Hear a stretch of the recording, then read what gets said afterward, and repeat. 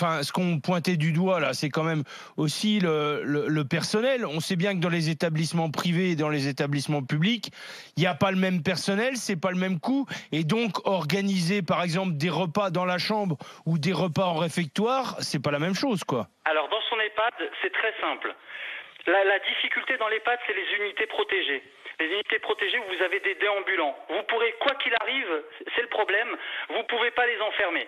Donc s'il y a un cas dans les unités déambulants, c'est le pire cas de figure. C'est-à-dire qu'ils vont se contaminer. Vous ne pouvez pas les enfermer dans la chambre, vous ne pouvez pas les contentionner. Donc tout le travail consiste justement à bien protéger ces personnes-là.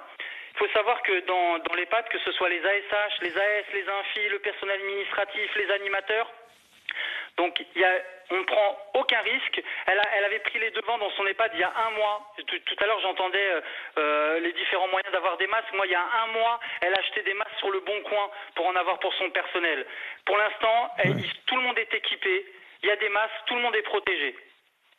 Ouais, en fait, c'est une dirigeante qui s'est substituée à l'État. Elle a pris des précautions, elle a anticipé. C'est pour ça que ça me met en rogne. Il ne faut pas attendre tout de l'État, ça. En ce moment, donc ça fait 2-3 soirs qu'on parle beaucoup des EHPAD. Quand j'entends le ministre Véran et Monsieur Salomon, le responsable sanitaire, quand on nous dit on a pris la mesure dans les EHPAD, etc.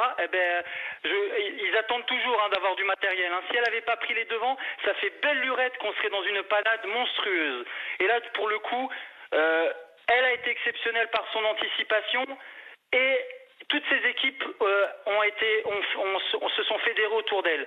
Et du coup, tout à l'heure, vous parliez aussi du personnel qui prenait ses responsabilités. Il y a certaines AS et d'aides-soignantes, ASH également, qui dorment sur place pour pas avoir à multiplier les transferts chez eux, aux courses, etc., pour éviter le risque de contamination. Azedine, rappelons le salaire moyen de ce personnel, d'accord, c'est ce que j'allais vous dire. Voilà. Exceptionnel, ces gens-là sont exceptionnels. Parce que quand j'entends certains politiques dire oui, il ne faut pas laisser les personnes âgées mourir entre quatre murs, etc., le personnel, eux, ils se démènent depuis 3 semaines, 1 mois.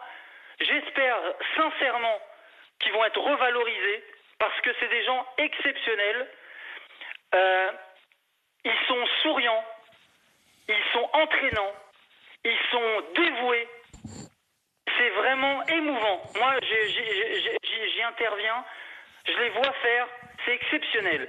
Et ce qui est le plus frustrant dans tout ça, et moi je vous le dis parce que je vois très peu ma femme parce que du coup elle est vraiment impliquée là-bas et elle y est très souvent, c'est que c'est les dominos.